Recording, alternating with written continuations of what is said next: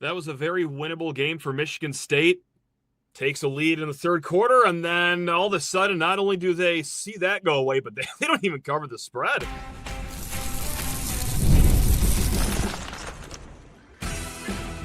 You are Locked On Spartans, your daily podcast on the Michigan State Spartans, part of the Locked On Podcast Network, your team every day. Today's episode of Locked On Spartans is brought to you by FanDuel. Right now, new customers can bet just $5, and if your bet wins, you will get $300 in bonus bets to use across the app. Download the app today. Spartan friends, Spartan family, I'm sure we're all going to have a holly jolly time here on Locked On Spartans. It's another Michigan State defeat postgame show after they faced a Power 4 team, because that's just what we do. We go on the road, we lose. At least this one was somewhat close in the second half. They actually had a third quarter lead, and when I bring up right off the top there that they didn't even cover the spread, I'm not trying to make this about gambling. I'm just trying to make this about how fast did that just unravel for our Spartans here. We're going to get to it all here, but before all that, please rate, review, subscribe, comment below, and oh my God, are we going to get some comments, maybe some emails here, because we've got a fired up fan base. And speaking of fired up, oh boy, look, do I think the seat for Jonathan Smith is hot now? I don't. I'll just cut right to the chase here, because that seems to be at least 60% of the comments that we got is, oh, Johnny boy has got to go after this one. Let's just address that off the top right here. That's going to be a $33 million buyout if any one of you recently hit the Powerball. I'm sure Michigan State will take your money, but beside all that, if you're like me, you don't even sniff that kind of money. Guys, I will not hold your hopes out for Jonathan Smith to be on the hot seat just yet. That would be the second most expensive buyout in college football history, right behind Jimbo Fisher's, which was a staggering $70-something million. But woo-wee, he's going to have to do a lot more screwing up the rest of the year to be put formally on the hot seat. But I'm not here to tell you that you shouldn't be upset with the coaching staff here, because that is where we are going to start today's show here. Because, oh boy, is there some blame game to be played. And it wasn't a total calamity. It wasn't a total disaster for this team. I thought the defense played the best that we've seen them play in a very long time. And you got to shout out the coaching staff for that. Joe Rossi, I think he came with a good game plan. For the most part, they executed it. Joe Rossi's not the one that's missing a group tackle at the very end there. Joe Rossi's not the one dropping balls at the first series of the game. Hey, that's as far as I'll go with the compliments right now, because let's get to how this game got so out of hand and how you even put yourself behind the 8 ball before the game even kicked off. Now, look, I have been a loud supporter of Jonathan Smith right from the jump, right since he was hired, saw what he did at Oregon State, understood that, hey, this is going to be a longer rebuild than us fans possibly realize. But what you can count on, it's going to be a strong leader, someone with smarts. Not to throw shade at the last guy that was here, but certainly absent with that guy. At least you can get that from Jonathan Smith, right? This is now what is going to be the fourth postgame show where I'm going to have a gripe with something coaching-wise. Now, look, I don't know if I've sold all my Jonathan Smith stock yet. I'm probably still one of the only people that are still holding on to a few shekels of that stock. But my God, right off the rip of the game hasn't even kicked off yet. And you not only elect to receive, but that gives Nebraska the opportunity to get the win, which was a massive factor in this game in the fourth quarter. Also, that's not just 0 for 1 in coaching mistakes before the game even start, because clearly it was 0 for 2 with the decision-making of what to do at the tackle position before this game even started. Right, guys? There were 2 schools that thought when Stanton Ramil left with the injury against USC, he's going to miss the next month. 2 schools that thought right here, which we talked about last week. School thought number 1, you throw Rustin Young there. The redshirt freshman held his own-ish against a tough UFC front 7, but Connor Moore stayed at right tackle. They didn't swing him over to left tackle and have Ashton Lepo play the right tackle, which was school of thought number 2.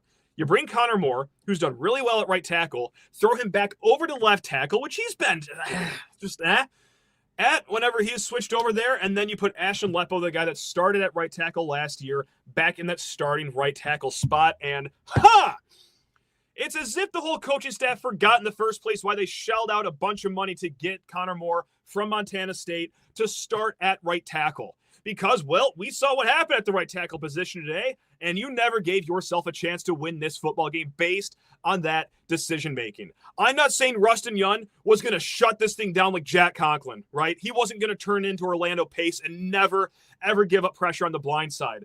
But damn it, it was going to look a lot better than that, whatever that was today. And it's not all on one player. It's not all on the right tackle. It was kind of for the whole offensive line. But, oh, my goodness, we'd be disingenuous if we said that the bulk of it wasn't coming from the right side here. 0 for 2 in coaching mistakes before the game even kicks off, before the wind is even blowing the ball off the tee for the first time. That is unbelievable. Never mind just taking one timeout into the fourth quarter here, and I'm not as fired up about that as many of you are, because I don't mind taking a timeout on 4th and 1 in the third quarter. Very pivotal moment when the game was still, well, a game. But taking one on 2nd and 1 within the 10-yard line, we can't get our substitutions figured out. Of course, Nebraska burnt you on the substitution rule. You've been doing it to other teams all season, but oh my God. I just, as you can probably tell, I'm beside myself here.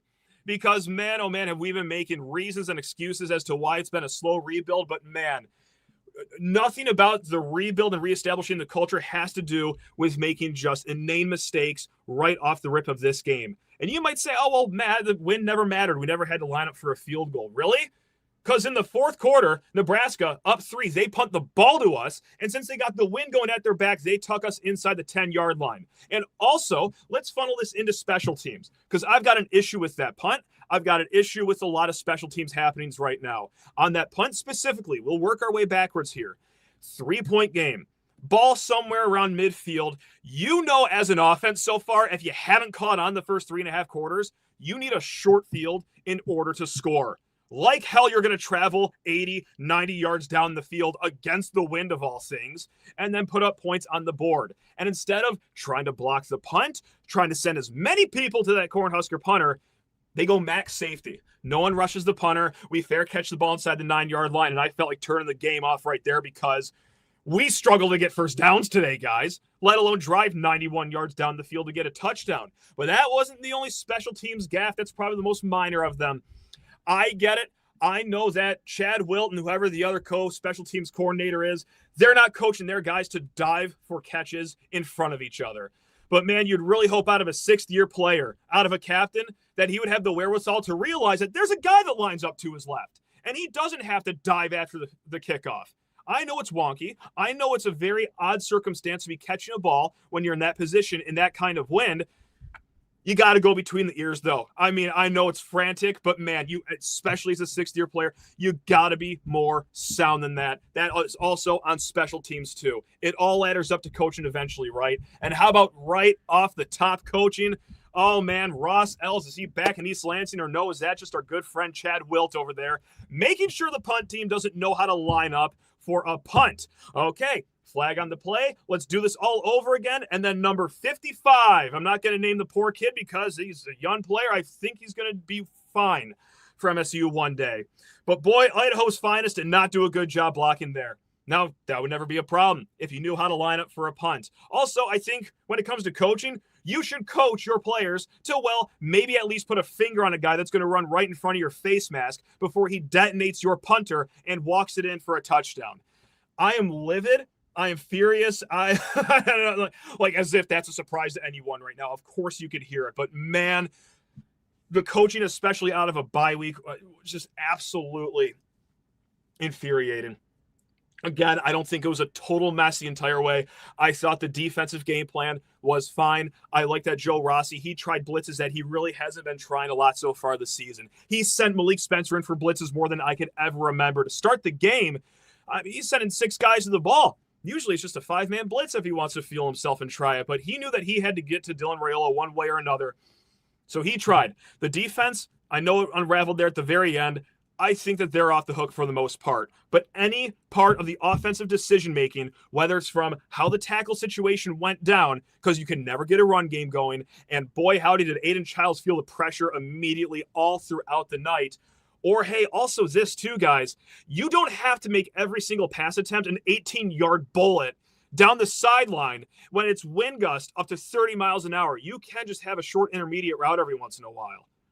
I don't know if that's mostly on, truthfully, I don't know if that's mostly on Childs. I don't know if that's mostly on Brian Lindgren, Jonathan Smith, but man, are we just gunning the ball downfield when everyone else in the stadium knows that wind is going to be and is and was a factor in that game. So, man, did coaching just go to the wayside in this one. And, of course, we got to talk about the players, too.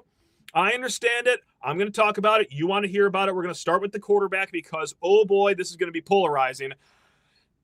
We'll talk. But first, got to talk your ears off about Peloton. That's right. If your heart rate didn't get spiked enough during that, how about you hop on a treadmill from Peloton? Peloton is shaping the future of fitness with the brand new Peloton cross-training Tread Plus, if I could read, powered by Peloton IQ. It's the most advanced equipment yet, designed to give you real-time guidance and endless ways to move. Whether you're running, lifting, or cross-training with your favorite instructors, this is training reimagined. Peloton is built for breakthroughs with tools that help you plan, stay motivated, and reach peak performance. Now, guys, this is cool. They got a swivel screen right there on the treadmill. It is a game changer. You can go from running on the tread to, hey, working out right next to it, cross-training, strength training, whatever it is, without missing a beat. And the personalized class recommendations keep you engaged. You get workouts tailored to your vibe and energy level with each week. So let yourself run, lift, flex, and push forward. Explore the new Peloton cross-training tread plus today at onepeloton.com. Also, did that game inspire you to get a new t-shirt or sweatshirt? Hey, I'm kidding. Maybe the basketball season or this hockey season will get you motivated to get to Alumni Hall because they're going to deck you out in the best Michigan State gear for the season, guys. We're talking Nike. They got Columbia. They got Champion, Yeti, New Era, so much more. And they have apparel for the entire family from kids to adults, plus a huge selection of hats, gifts, and all the tailgating gear you can need to make your setup the best in the lot this season. Guys, got to Alumni Hall, and they're going to take care of you too. Michigan State students, faculty, as well as military and all first responders get 10% off with a valid ID in the store. And on top of all that, follow them on social media, download the Alumni Hall app for more offers and sales. Pop into Alumni Hall in the Eastwood Town Center in Lansing near the Apple Store, or shop online or through their app. And the best part is, for every $150 you spend, you'll get $10 in hall cash to use for the next time. So grab that new game day look, or upgrade your tailgate with Alumni Hall, your ultimate Michigan State shopping destination. Okay. Allow me a drink of water. I'm going to tell myself to calm down. I can't yell the entire show. I want to. I probably will end up yelling the entire show, but let's just try to rein it in here, Matt. Come on. Aiden Childs. Let's talk about it. I think I got a way less extreme opinion than a lot of other you fans do out there. And look, everyone's entitled to their own opinion. I'm not going to fight you too hard on it for the most part, but some people have gone overboard with the Aiden Childs dialogue after this game. Hey, let me just get out of it right off the shoot, just to prove that I'm not making money from Aiden Childs' agent or anything. I've been very sky high on this kid all season because I think he's been really damn good all season. This was his worst game this year. Shocker. I know, right? He was off all game. Okay? Missed a lot of throws. And here we go. You guys are not going to like this, but I'm going to do it. Watch me do this, okay? I'm going to give you reasons why I think it went the way it did for Aiden Childs. Some of you are going to label this as excuses. I totally understand that. No one wants to hear it right now. No one wants to hear their quarterback making that much, that looks that good in the first 4 games, coming off of a bye week, having a stat line, which let's pull it up right here. Smooth 85 yards on 9 of 23 passing with 2 interceptions. No one wants to hear it, but guys, I think it's easy to justify it that, well, okay, right off the shoot, the wind didn't help. I know, throw your tomatoes at me, but that's the least of our concerns right now. How about getting murdered from the right side of the offensive line? And then multiple times the left side of the offensive line, too. They didn't have a clean bill of safety either. Just the entire game. Oh, geez, why isn't he finding Nick Marsh? Oh, why isn't he connecting with anyone? I don't know. Because he's getting clubbed over the head like a baby seal every other play that he's dropping back with? Oh, why is he so jittery in the pocket? Why is he scrambling so early? Oh, I don't know. The fact that 2 of every 3 snaps, he's got someone coming hot off the edge, not even on a blitz.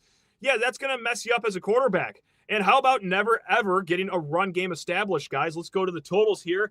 Okay, we got an average of, 2.2 yards per carry. Yeah, is that going to get it done? No.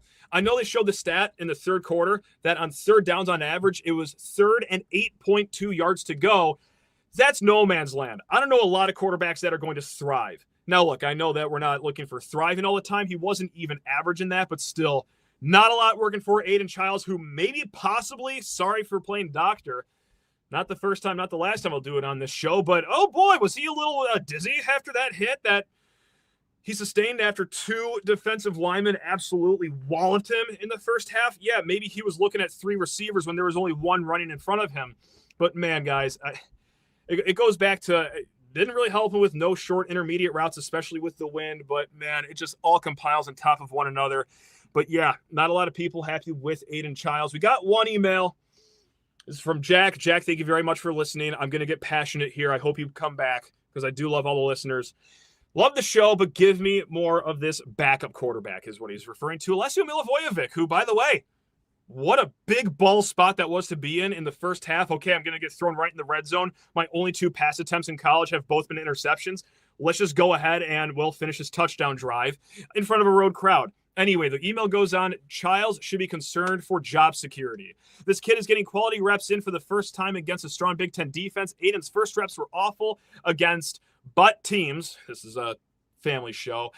I was there for the first play and interception. The staff sticking with Childs is malpractice. Guys, those first four games weren't nothing. What he's able to do with extending plays is opponent irrelevant. I mean, what he can do with his legs on third down, evading pressure. When Alessio Milivojevic came late in the game, who was on the field for Nebraska? Was it still their first string? Was he going up against guys that were looking to maul his face off the entire game like Aiden Childs was? Look, there's no battle here. There's no controversy. Did Aiden Childs look good today? No. But with his legs and the upside that he offers, he's still the guy moving forward here. I don't even think that's going to be much of a conversation, but that's how extreme it went for some of the fan base here. Guys, you guys got to watch more college football than just Michigan State. I get it. We don't have a lot of time in our Saturdays. If you're like me, you got kids, you got other obligations going on. But look around the country. There aren't more guys that are just talented as Aiden Childs. Did he show it today? Well, actually, he did with his legs. How about those touchdown drives? How many other quarterbacks are doing that for you? How many other quarterbacks are evading pressure on big third downs, fourth downs, and picking up the first down? Tell you what, it ain't 50% of the quarterbacks in college football. It's probably not 70. I bet he's in the upper 10% of just raw athleticism and talent. Guys, I know it was an awful game. You got to give our guy somewhat of a break here and understanding that he also can't play right tackle. Okay, again, not his greatest game. That first interception he had where he airmailed, I believe it was Mekhi Frazier, I want to say. Yeah, entirely on him. Entirely on him. The second one, was it a good throw? No. Did he have a guy in his back pocket when he threw that ball? Yeah, probably in 1.3 seconds. Yeah, he was fighting for his, almost swore, he's fighting for his life all game. So I just wanted to point that about Aiden Childs. Again, not perfect. Should have absolutely played better. Nick Marsh knows it. He went and jawed at him with Aiden Childs, which, by the way, if you want my quick opinion on that, I loved it. If you turn the game off, you don't know what I'm talking about. Right after the basically game-ending drive when they couldn't convert on 4th and 8, I believe it was, because, well, he got detonated on a sack. Marsh and Childs were screaming at each other, man. And I don't hate that because sometimes that's what it is. That's how you build a culture. Those two kids are sick of losing. They want to win. I'm sure it was passionate. The camera went back to them later. They were very, it was like a loving conversation almost, albeit still passionate. But, yeah. Could have been better for him. Could have been better for a lot of players. Like, hey, again, dropping the first pass of the game on the scripted drives I was throwing right to you. That doesn't help. Diving for a ball into your teammate on the kickoff to set Nebraska up in great field position. That's not good. And I understand the defense played their best game that we've seen them play since probably last year's Iowa game, maybe even longer against a Power 4 team. But boy, did the missed tackle problem creep up on them yet again. They came into this game with 40 missed tackles as a team. That is fourth worst in the Big Ten, I should say. On that touchdown that put Nebraska up 10 points, I mean, how many missed tackles was that just in that little confined area? 2, maybe 3. Not good. Not good. Guys, we're going to get to some of your thoughts because I went on Twitter. I said, guys, I'm going live pretty soon. Drop your thoughts below. And my God, did you guys have some thoughts, which I absolutely love. Thank you guys all so much. You guys are all truly the best. First, though, got to talk your ears off about Square. That's right. They know that. Well, hey, when neighborhood businesses thrive, guys, the whole neighborhood thrives. So, hey, next time you're in your neighborhood, you're downtown, drop into a few of these places because certain businesses make the neighborhood the neighborhood. These are the places that become an extension of home, whether it's the sports bar dedicated to your team's fan base, the spot with the best wings in town for game day, or that beloved local food chain that's been rooted in your community for years. These are the businesses that keep the neighborhood together and keep the community going forward, guys. Square is a proud partner of more than 4 million neighborhood businesses around the world. You can go to square.com/go/LockedOnCollege to learn more, but before you do, go support your favorite neighborhood spot, just like Mooville in Iona. Right, guys? Jockey Outlet number 100. These are all Lansing area businesses that thrive on Square, and Square thrives on them because the neighborhood thrives when neighborhood businesses thrive, guys. Hey, again, guys, go check out your local favorite neighborhood spot. You'll be happy you did. It's Square. See you in the neighborhood. Also, guys, FanDuel. The NFL season is here, and FanDuel has an offer you do not want to miss. Right now, new customers can bet just $5 and get $300 in bonus bets if you win. That's right. Pick a bet, put down $5, and if it hits, you will unlock $300 in bonus bets to use across the app. Guys, I'm just going to out myself right here. I do this time to time. I hedge my happiness. Michigan State goes up 7 points. I go right on FanDuel, and I say, yep, I'll take Nebraska plus 3.5 because if I got to watch MSU lose, I want to be paid for it, and unfortunately, I was paid. I really wish I lost that bet, but here we are. Guys, they keep it popping before the game, in the middle of the game, or do what I'm going to do after the game and bet against your team that plays Major League Baseball, doing a bullpen game in game 1 of the ALDS because that's how things are so far. So what are you waiting for? Visit FanDuel.com to download the FanDuel app today and get started. Oh, boy, oh, boy, oh, boy, oh, boy. Okay, let's go to Twitter, guys, because, again, I typed out that's all, folks, going live on Locked On Spartans as soon as I can, hopefully within the next hour. Drop your thoughts below. First one from Sarge. This is a good one. This will put a smile on our face. Or not. Maybe it'll make you want to drive your head into drywall. That could be up to you. But he says, power rank these 3 with pictures of John L. Smith, Jonathan Smith, and Mel Tucker. I'm not going to give a long, drawn-out answer, but I could talk about this for 20 minutes. Against all odds, as bad as things are, as horrible as we all feel right now, I'm still going Jonathan Smith number 1, and that's how I feel about Mel Tucker being number 2 as an in-game coach, how bare he left the cupboard in some recruiting classes, and then John L. Smith because, look, I have high-functioning anxiety. I just been a messed up mentally person since the start of my adolescence and childhood, and I attribute that to being a Michigan State fan under John L. Smith because, boy, when things look good, you can never count on them to be too good. So 1, Jonathan Smith, 2, Mel Tucker, 3, John L. Smith. Bemused writes in, this was a lot of people commenting something similar of this ilk. So Bemused writes in, time for Bat to seriously think about moving on from Smith and the entire staff. I'll be honest, this is no intel. I'm just riffing off the top of my head right now. I'm sure if the buyout number wasn't $33 million, let's say it was just $16 million, which would still be I believe, a top 10 highest buyout of all time. It still might even be the largest in Big Ten history. If it was just $16 million, if this thing was just cut in half, oh yeah, that seat is thermal. That seat is 99 degrees on the 100-degree thermometer. But guys, $33 million. Oh, my God, I don't even know if I have $33 in this house right now. That's a lot of money, guys. I think we're saddled for another year. And no one wants to hear it. I'm at the point where I don't want to say it. I'm barely hanging on for this Jonathan Smith thing. I can't keep hopping on these post-game shows and saying, oh, that was a weird coaching mistake against Boston College, not going for the field goal at halftime. Or, what was that 2-minute drill against Youngstown State? Or, oh, why are they kicking a 56-yard field goal against USC instead of going for a Hail Mary when you need touchdowns to win this game? This is all kind of strange. Or, oh, why are these group of 10 coaches the only 10 people in the entire state of Nebraska that don't feel the wind and how that can impact the football game? You mash that up with recruiting. Not looking too good here. If it was half, these would be serious conversations. I don't think they're serious just yet. I would be stunned. And that would really talk about J-Bat's fundraising acumen, should this ever be a conversation. But yeah, I don't think it is. I don't think it is. Brandon Champion writes in, point blank, this is hell. It kind of feels like it because, not to throw shade, not because I'm salty, but because I genuinely feel this, if I'm just going to be honest. That Nebraska team, they're not good. That's not a good Nebraska team. So what does that make us? That we lose by double digits on the road against them. And here's why, and I'll tell you why I don't think they're good. Michigan State has a lot of weaknesses. So did Nebraska. You can't have that many weaknesses with your offensive line, with your run game, with your run defense, and still be considered a good team. Now, you might be saying, well, Matt, their run defense shut us down. Matt, their run game actually moved the ball against us. Look what they've done against every other team. They don't have a good run defense. We couldn't move the ball against them. Their run offense, go talk to any Nebraska fan out there. They're going to tell you that they hate it. What was the kid's name? Emmett Sanders, because he looked like Barry Sanders out there. Yeah, he had his way with us today. Not a bad day for him. Let me see if I can pull up the stats really quick. Yeah, Emmett Johnson, 83 yards, 6.4 yards per carry.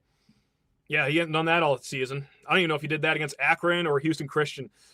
They have a lot of weaknesses in that you could see during this game, and that wasn't even enough to keep it within single digits against them. You match that up, too, with what Boston College is doing now, which, by the way, what's a family-friendly way I could do this? Oh, boy, the one I was going to use would get me fired from Locked On. We'll do my favorite. They got fed into a wood chipper against Pitt that was starting a freshman quarterback. I think it was 41-0, something like that. They already lost to Stanford, who's horrible, too, and we needed double overtime to beat them in our own house. I know a few weeks ago was a lot of fun. I was celebrating, having some party beers that night. Boy, does that win seem kind of rather embarrassing at this point that you needed double overtime to beat that Boston College team. Guys, I've heard the saying from some fans, from some radio hosts here in the Detroit area, that it seems like Michigan State is going nowhere fast. Hey, I like what we saw from the defense the first 4 games of the season. I like what we've seen from the offense, but man, to not be able to marry it all together in one game so far this season, maybe this is a lazy take. I put that all on coaching right now. Boy, oh boy. Trill Sparty, MSU. Love this guy. Thanks a lot, Trilly. We choked, absolutely choked, played poor on all phases, had a little life, and we let it go. It's really on staff and players. This one really stings. Yeah, it is on the players too. We went pretty hard on the players after the USC game, and it was just an honest conversation if you missed that one of we just straight up don't have good enough players on this team. We are starting guys that lost their starting positions at other schools on defense. We are playing guys in important snaps that weren't even starters at Group of 5 schools last year. But I can't dog the defense after this one. Yeah, did things fall apart in the fourth quarter? They sure did. But guys, for the start of the game, when Nebraska had 4 drives inside MSU territory and the defense just let up 3 points in those 4 drives, I think it'd be short-sighted and just rude and unhinged of me to just rail on the defense. The other 2 phases of the game, absolutely, you could blow up. Disgraceful. Ryan Cole writes in a lot of my thoughts right now. I've gone out of my way to defend Smith until today. This can't be your performance out of a bye week and not when Nebraska was handing you opportunities to take over the game. Not only did they hand you opportunities to take over the game, you did take over the game. They were lifeless in that third quarter. You go up 7 points, and then they have that big 3rd and 10 conversion, and I get it. I understand. Dylan Raiola should have been ineligible for that play. His helmet came off the play prior. You're supposed to miss a play. I've got a lot more things to cry about than that one, though. How about you don't lose your guy on a great route? It was a really great route by the Nebraska receiver. I believe it was Ja'Cory Barney on that one. But how about you just don't, completely unravel and botch the following kickoff right after that? Yeah. Brennan writes in, team gave up in the fourth quarter. The refs not making Minnie Mahomes sit out a play after losing his helmet is when the momentum shifted. Yeah, maybe I should be more fired up about that whole thing than I actually am. I just look inward here. I can't be railing on the refs so much. And yes, that was a game-changing play. But, man, we got so many things to talk about in-house that I can't be bothered with one play in a 11-point game that was really a 18-point game at one point in the fourth quarter. Danny Z writes in, Marsh yelling at Childs, wasted talent. Marsh will go somewhere where he can get the ball. I do want to highlight this, no, and this doesn't make anything better. I get it. No one was getting the ball today. Nick Marsh had the most targets today. He had 6 of the targets. Runner-up was Mekhi Frazier out of the backfield, Jack Belling, but no one was getting the ball today. And I get this comes off the USC game where I believe he had 4 targets or 4 catches. It wasn't enough.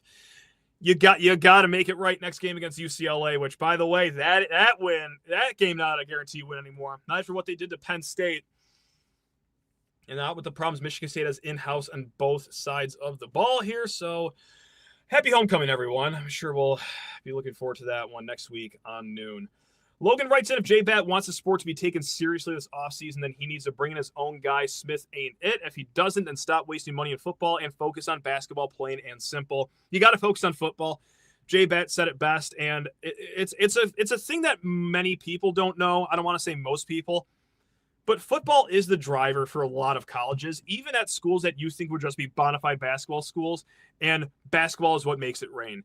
I could be mistaken. I could be getting my K school wrong, but football revenue at Kansas drives in more than basketball, or maybe it's Kentucky. It's one of those blue bloods that you would be like, wow, that's actually surprising. Jay Bett said it at his press conference. This athletic department goes as far as football will take it.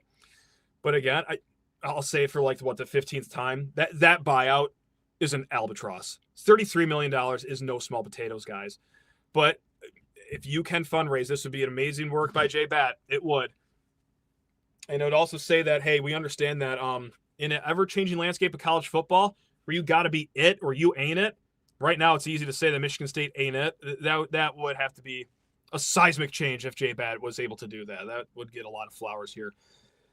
Joshua writes in, this will probably be our last one, guys. Leave the special teams coach in Lincoln with 66. Felt like house money beforehand, but damn, that's frustrating as hell after a bye. That's really how it felt too, right? House money-ish in a way. We talked earlier this week that Nebraska has all the pressure, but man, did one team look like they had all the pressure on their shoulders in that third quarter once they took the lead, and it wasn't the team in red right there. I am so... Oh, man, you bring up the special teams coach. I can't believe the same guy coaches that special teams and also coaches the rush end position. That's crazy. Oh, wow, that's crazy that when you hired the co-defensive coordinator from Indiana who had the worst defense in the Big Ten when you hired him, isn't really panning out at his position, except for today, the one day where they actually did it against a Power 4 team, but also special teams.